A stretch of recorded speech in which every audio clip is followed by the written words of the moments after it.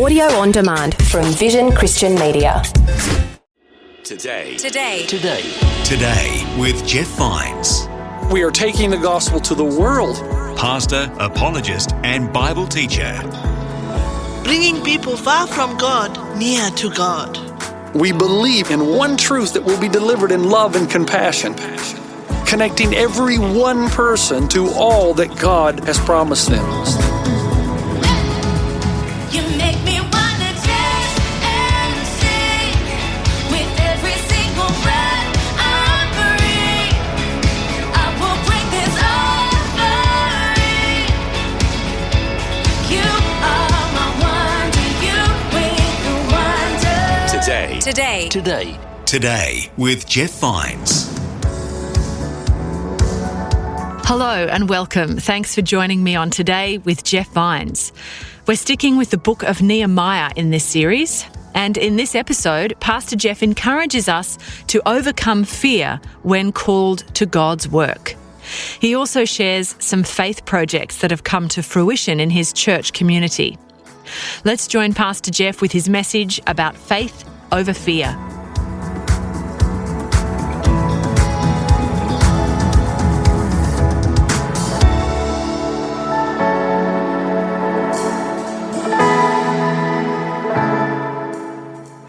Man, I'm so glad you're here this weekend.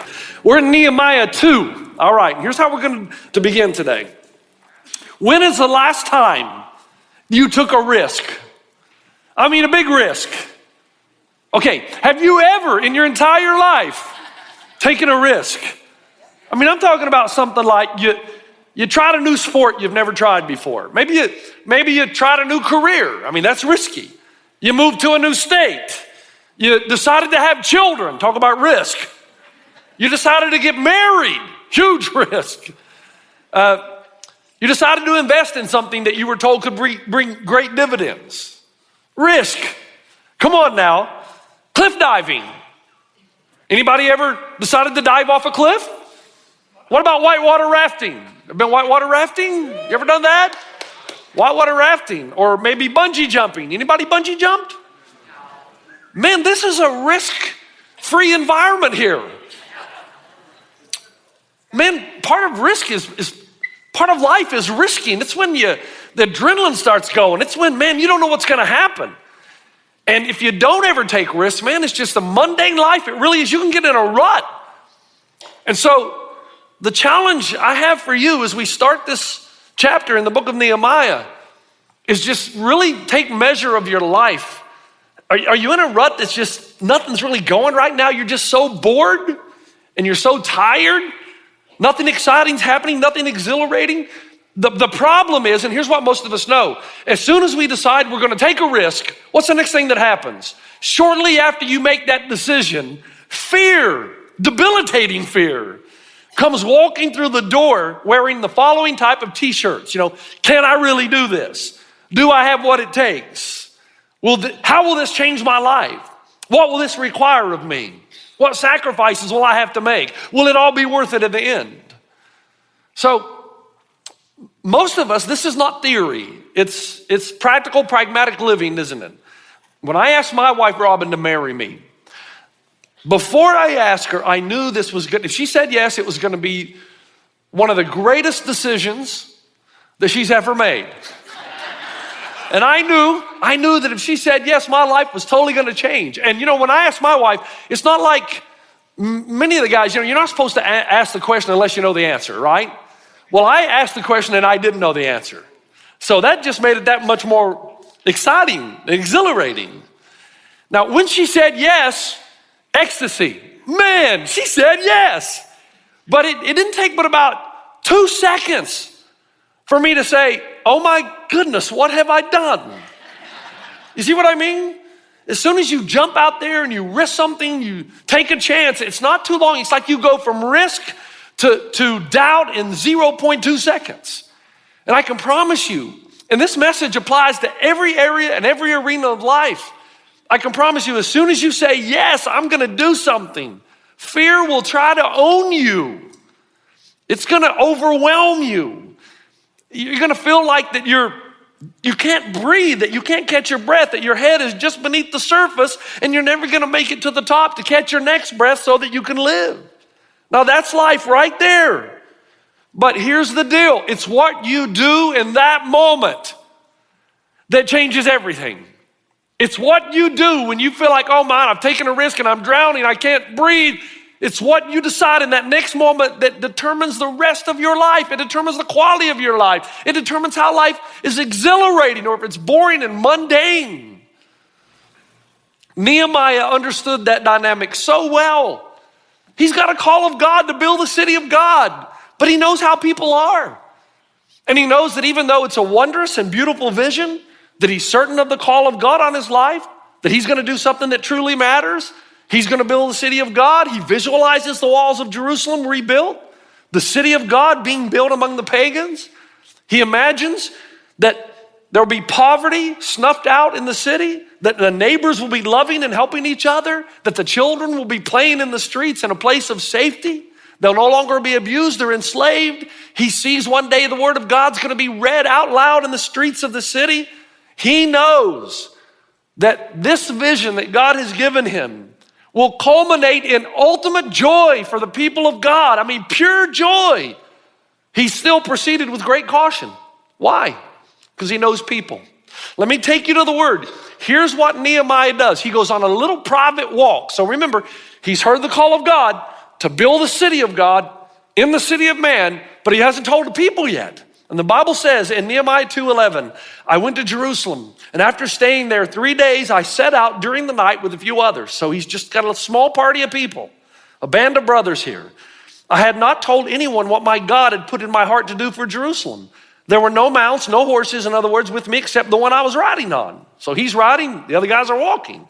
By night, I went out through the valley gate toward the Jacal well and the dung gate, examining the walls of Jerusalem, which had been broken down, and its gates, which had been destroyed by fire. Then I moved on toward the fountain gate and the king's pool, but there was not enough room for my mount to get through. So I went up the valley by night, examining the wall. Finally, I turned back and re-entered through the valley gate. The officials, pay close attention to verse 16. The officials did not know where I had gone or what I was even doing, because as yet I had said nothing to the Jews or the priests or nobles or officials or any others who would be doing the work. Did you catch that? The vision's fantastic, gonna bring incredible joy, but I haven't told anybody yet because you're gonna have to work to get it. Now, you see what he's doing? He's a wise leader. You ever heard the name, and I think I mentioned Charles Blondin years ago. Charles Blondin's the guy that used to walk across Niagara Falls. I mean, this was actually from 1857 to 1860 on a 3 1/4 inch diameter rope. He walked across it numerous times, blindfolded. He pushed a wheelbarrow across. He walked across on stilts. One time he carried a man on his back, his manager. One time he walked across halfway, sat down, and cooked an omelet. Near the end of his career, in April 1860, I believe, he thought to himself, what am I doing and why do I keep doing this? So there was a large crowd gathered there to watch him on one of his final walks. And he said to the people, my name is Charles Blondin. Do you believe in me? Of course, all the people, yeah. The second time, my name is Charles Blondin. Do you believe in me? Yeah. Third time, my name is Charles Blondin. Do you believe in me? Yeah. And then he said, okay, who will go with me? True story. Nobody. It's one thing to say, this is a great work. It's another thing to say, I'm in. I'll go across. You can push me in the wheelbarrow. I'll ride on your back. In 2:16, Nehemiah said, I had said nothing to the Jews or the priests or the nobles or officials or any others who would be doing the work. He's so wise. He knew that as badly as people wanted to build a city, and they knew that building the city of God was the right thing to do, that would bring unparalleled satisfaction that goes way down in deep. He also knew they'd be terrified of the hard work ahead. They would be scared or afraid of the king, what the king might think, that maybe while they were repairing the walls and building the city of God, that they would be attacked by foreign invaders. They were afraid they'd be mocked and ridiculed along the way. And actually they were. In chapter 2, verse 19, but when Sanballat the Horonite, Tobiah the Ammonite official, and Geshem the Arab heard about it, they mocked and ridiculed us. What is this you're doing, they asked. Are you rebelling against the king? Now let me just stop there for a moment. There will always be those who question our motives. Anytime you, as an individual, attempt greatness, take a great risk, or as a church, attempt greatness, take a great risk. There'll always be those who say, hey, you're not building the city of God, you're building the city of man. This is about your power and your authority and anxiety. So I just want to take a moment and look at this. Usually Sanballat and Tobiah and Geshem, they get a bad rap. On the one hand, you can understand the reason they're accusing the Israelites of trying to fortify their nation to overthrow the king is because that's usually what happens. You rebuild the city so that you can take power and authority. It's deception and betrayal. So on one hand, you can kind of see why they're thinking the way that they're thinking. Now, can we apply that to us? I know as we start this journey, I want you to hear me on this now. I know that as we start this journey, many of you have been hurt. You've been wounded. You've been manipulated and coerced and abused, and I am so sorry. You know, Gandhi said, I like their Christ, but not their Christian. Many leaders have acted in such a way that tarnishes the name of Jesus. I know that. But you can't let past experiences stifle future success. I have ears. Elephants have ears. But that doesn't make me an elephant. Just because we have one thing in common doesn't mean we have everything in common. Remember what we said about Eileen Gruder? I love this quote. I've used it so many times. This is what she says about mediocre lives when you're afraid of the future because of something happened in the past. She says, you can live on bland food so as to avoid an ulcer. Drink no tea, coffee, or other stimulants. Go to bed early. Stay away from nightlife. Avoid all controversial subjects so as to never give offense. Mind your own business. Avoid involvement in other people's problems. Spend money on only necessities and save all you can. And you can still break your neck in the bathtub and it'll serve you right. You can't live your entire life based on something you experienced in the past. My wife is an adrenaline junkie. I don't get it because I'm the opposite. I just want to sit in a cafe and drink coffee. She jumps out of airplanes. She did for her 53rd birthday. She loves to bungee jump. She bungee jumped off Victoria Falls. People have died doing that, seriously. She loves walking with lions in Africa at a place called Antelope Park. She's not afraid of animals. And she actually went hang gliding in Hemet last year. This is a crazy woman. And I say to her, why would you do those things? Because fear. That's why I don't do them. The older you get, the more knowledge you have of everything that could go wrong. And things do go wrong. The parachute may not open. It happens 1 in 100,000 times. But I'm special, so I would be the one. You understand? The bungee cord could break. It does 1 in 500,000 times. The lion could eat you. It happens. I don't know the odds, and frankly, I don't care. The problem is that if you live life this way, you'll never do anything worthwhile. It'll be a waste of your life. After all, the odds of dying while riding a bicycle are 1 in 500,000. I know that. I've experienced that.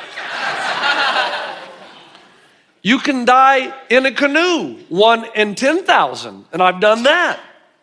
And you can die in a car, 1 out of 77 do. And yet you drive every day. You got more chance of dying in your car than you do jumping out of an airplane. Go figure. The reality is, Nehemiah knows all of this. And he knows that sometimes because of past failures that the people will be afraid. And he knows that kind of failure and that kind of fear will lead to nothingness. But we are not called. We are not given a spirit of timidity and fear. We've got the power of God in us that's supposed to lead to greatness. So in verse 7, then I said to them, notice how he relates to the people.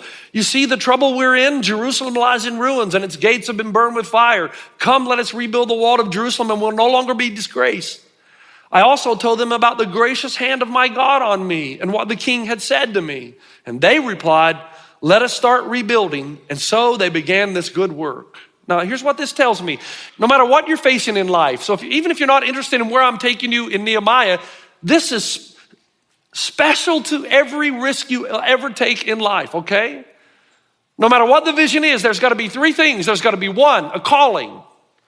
2, a passion. And 3, faith. There's got to be a calling, and it's got to be sure. And there's got to be a passion, a heartfelt passion way down deep inside. And then, and only then, will that lead to faith, action-filled faith. The breakdown of any one of those 3 results in failure. Calling, passion, and faith. Let's deal with the first one. A calling, a sure calling. Nehemiah knew that the people would be temporarily motivated because of their shame. Hebrews were a proud people. And he said, look around at the city, man. Look at this. We're the laughing stock. But he also knew that they were in this situation because God had abandoned them, but God had abandoned them because of their sin. And so they're not going to be convinced that God will be with them unless God does something to show them that I will rebuild the city of God. So here's what Nehemiah told them. He said, let me tell you about this foreign king. He gave me permission to go and build the city of God. They're going to say, no way. You got to understand, that just doesn't happen. A foreign king does not give you permission to go and fortify your city so that you can overthrow the king and take power. Nobody does that. And he said, not only that, the king gave me official letters, and he gave me even some of his own authority so that I could pass through hostile territory. And he gave a letter to me from Asaph, or for Asaph, who ran the timber yard. And Asaph is going to give him free timber owned by the king so that he can rebuild the walls and the city and even build his own house while he's working on the wall. You've seen these little shacks on construction site? Well, the king said, Nehemiah, take all the wood you want, build yourself a mansion, live there while you're building and working on the wall in the city. Now, do you understand these implications here, folks? Imagine Donald Trump. Oh, everybody looked up. Imagine Donald Trump going to Bill Clinton and saying to Bill Clinton, as you know, the election is not too far away. I would like to speak at the Democratic convention. I would like you to give me a letter of recommendation to the Democratic Party. I would like access to all the Democratic funding, and I would like you to pay for my hotel room during the week of the convention. The only way that's going to happen is what? Divine intervention. It would have to be an act of God, because that ain't never going to happen. And that's exactly what Nehemiah says to the people. Verse 8 again, and because the gracious hand of my God was on me, the king granted me my request. Oh my guys, look at what's already happened. God has shown that he's with us. He's for us. We can build the city of God and the city of man. And their response, they were so overwhelmed with what they had heard. They said, let's do it. Let's roll. Let's get this thing done. Let's start rebuilding the city of God. Now, can we do a quick comparison? Can we take a look at us? Is God's favor on us? Is his favor on us? I have never been part of a place where so many people who were far from God have come near. I have never been at any place in my entire life in ministry, and I've been in Africa and New Zealand, and now I'm here. And the amount of people that have been in darkness that have come into light, never been part of something of this magnitude. I have never seen. I gave our worship team a challenge a few years ago. I said, guys, I want you to not only write songs for us, I want you to write songs for the world. And you heard another one. The Spirit of God is on these guys. And I'm convinced that God is going to use them to change the world and to reach the next generation. Not a day goes by that I don't walk through that courtyard and I see pastors like Dane and Dawn and Nancy and Gary praying for people. So much ministry happening here all the time.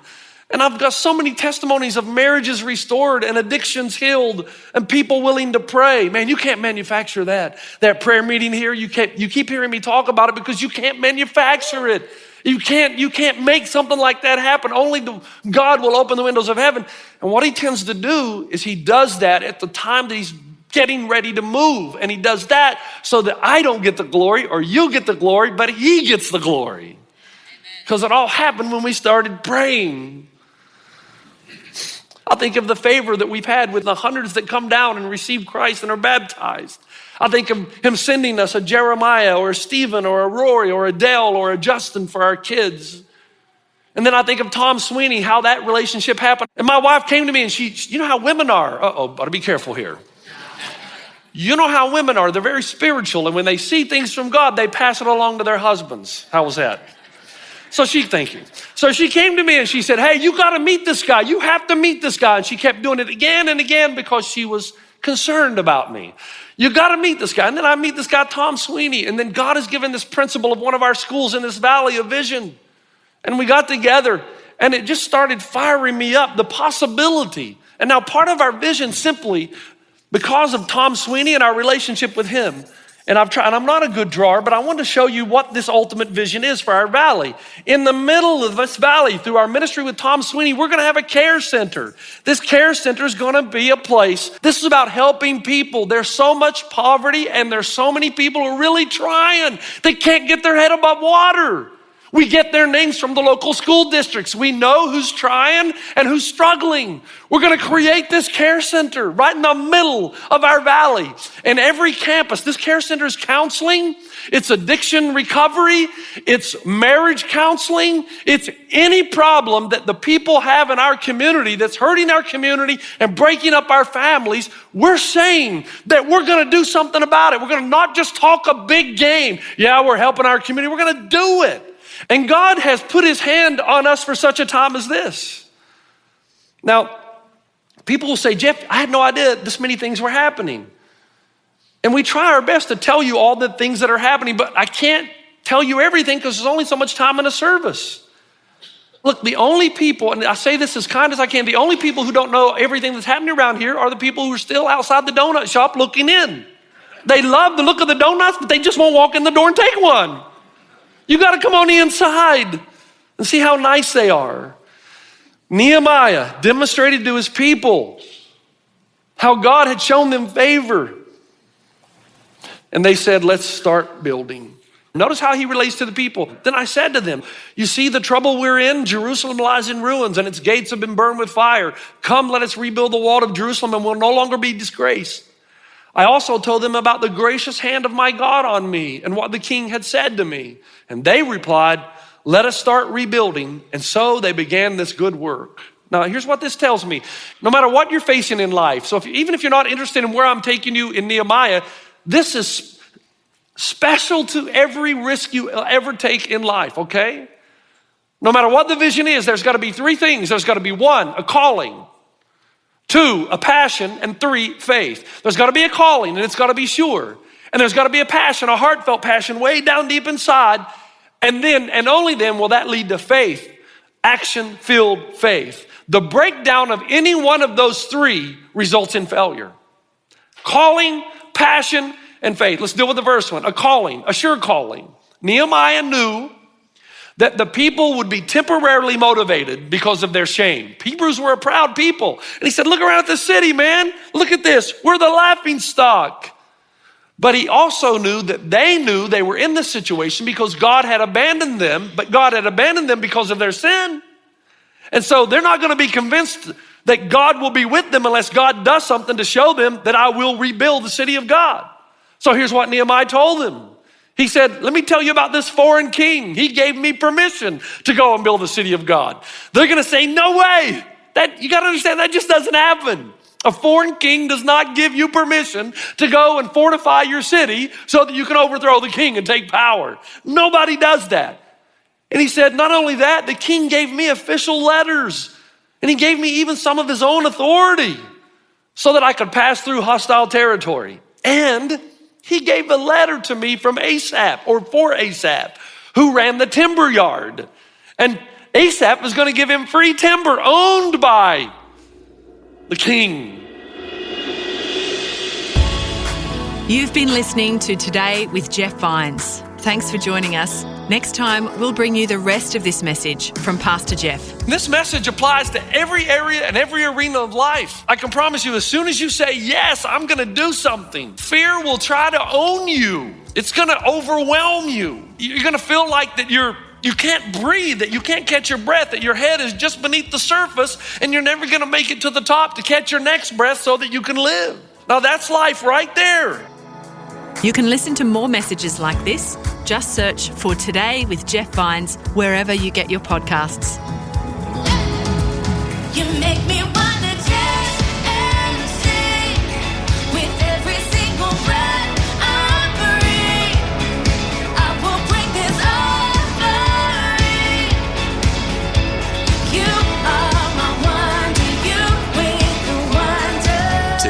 Today. Today with Jeff Vines.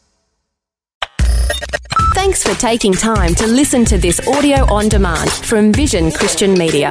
To find out more about us, go to vision.org.au.